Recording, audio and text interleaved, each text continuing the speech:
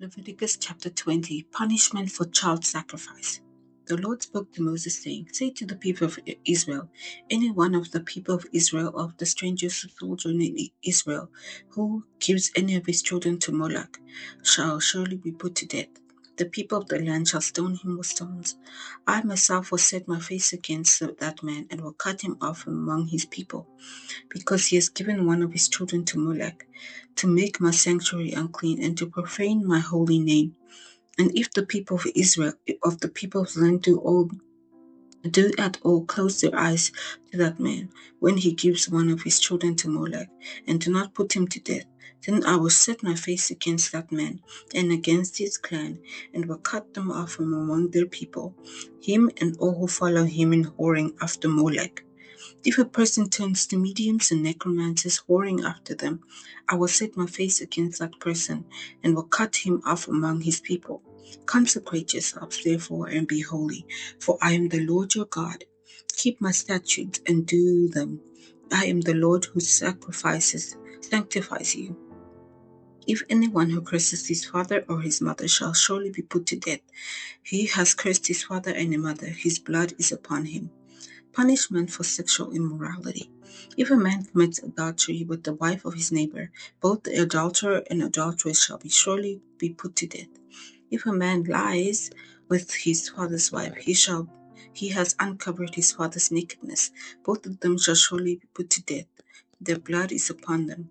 If a man lies with his daughter-in-law, both of them shall surely be put to death. They have committed perversion. Their blood is upon them. If a man lies with a male as a woman, both of them shall have committed an abomination. They shall surely be put to death. The blood is upon them. If a man takes a woman and her mother also, it is depravity.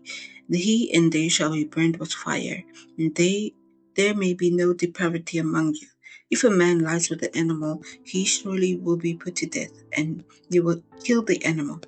If a woman approaches any animal and lies with it, you shall kill the woman and the animal. They shall surely be put to death.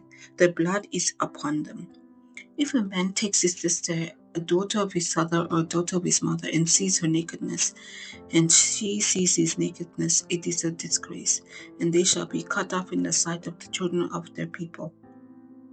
He has uncovered his sister's nakedness, and he shall bear his iniquity. If a man lies with a woman during her menstrual period, uncovers her nakedness, he has made naked her fountain, and he has uncovered the fountain of her blood. Both of them shall be cut off from among the people. You shall not uncover the nakedness of your mother's sister or of your father's sister, for that is to make naked one's relative. They shall bear their iniquity. If a man lies with his uncle's wife, he has uncovered his uncle's nakedness. They shall bear their sin. They shall die childless. If a man takes his brother's wife, it is impurity. He has uncovered his brother's nakedness. They shall be childless. You shall be holy. You shall therefore keep all my statutes and all my rules and do them, that the land where I'm bringing you to live may not vomit you out, and you shall not walk in the customs of the nations that I'm driving out before you. For they did all these things, and I therefore detest them. But I have said to you, you shall inherit the land, and I will give it to you to possess, a land flowing with milk and honey.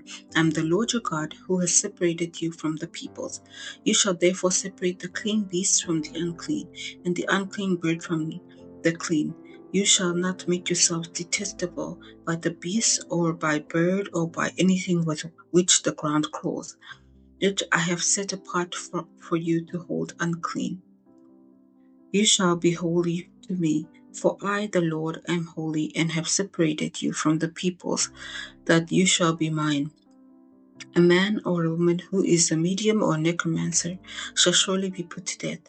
They shall be stoned with stones, and the blood shall be upon them. Psalm 25. Teach me your paths of David. To you, O Lord, I lift my soul. O my God, in you I trust. Let me not be put to shame. Let not my enemies exult over me. Indeed, none who wait for you shall be put to shame. They shall be shamed. They shall be ashamed who are unwontedly treacherous. Make me to know your ways, O Lord. Teach me your paths. Lead me in your truth and teach me, for you are the God of my salvation. For you I wait all the day long. Remember your mercy, O Lord, and your steadfast love, for they have been from of old. Remember not the sins of my path and my transgression. According to your steadfast love, remember me, for the sake of your goodness, O Lord. Good and upright is the Lord, therefore he entrusts sinners in the way.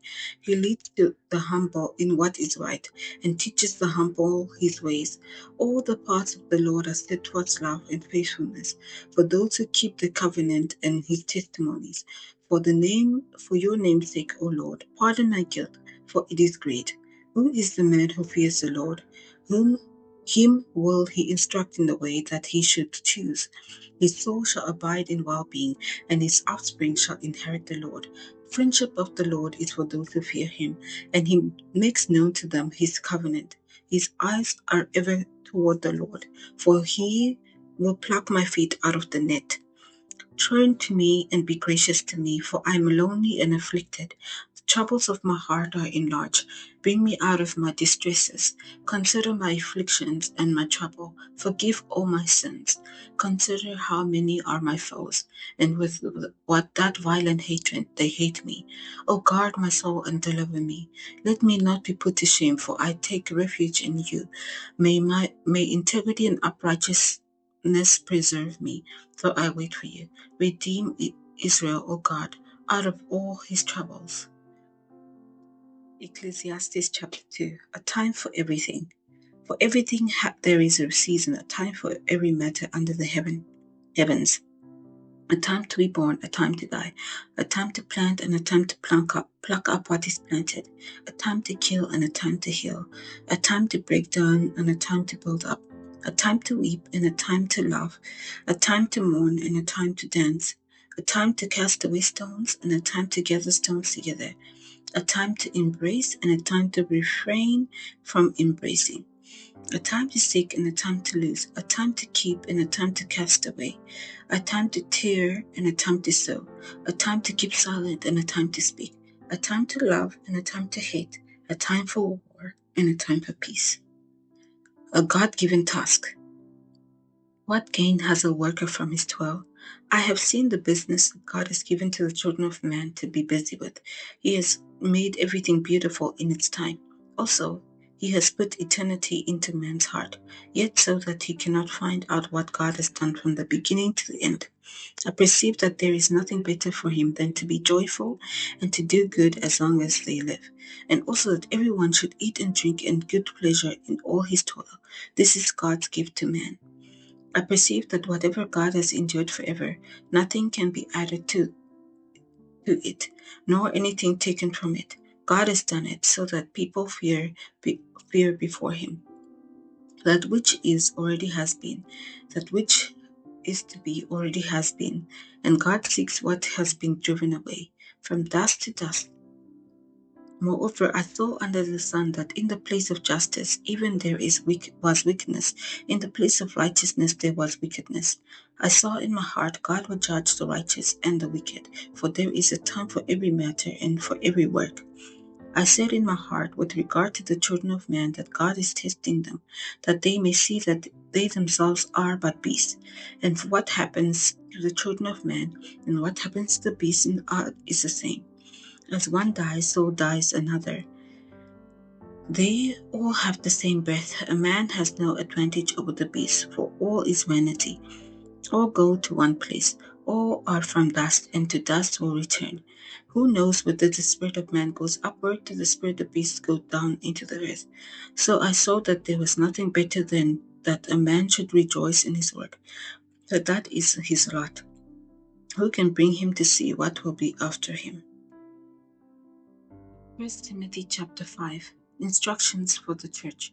Do not rebuke an older man, but encourage him as you would a father, younger men as brothers, older women as mothers, younger women as sisters, in all purity. Honor widows who are truly widows. But if a widow has children or grandchildren, let them first learn to show godliness to their own household and make them return to their parents, for this is pleasing in the sight of God. She who is truly a widow, left all alone, has set her hope on God and continues in supplications and prayers night and day. But she who has self-indulgence in debt, even while she lives, command these things as well, so that they may be without reproach. But if anyone does not provide for his relatives, and especially for members of his household, he has denied the faith and is worse than an unbeliever. Let a widow be enrolled if she is not less than 60 years old, having been the wife of one husband, and having a reputation of good works. If she has brought up children and has shown hospitality, has washed the feet of saints, has cared for the afflicted, and has devoted herself to every good work, but refused to enroll younger widows, for when their passions draw away from Christ, they desire to marry and incur in condemnation for having abandoned their former faith.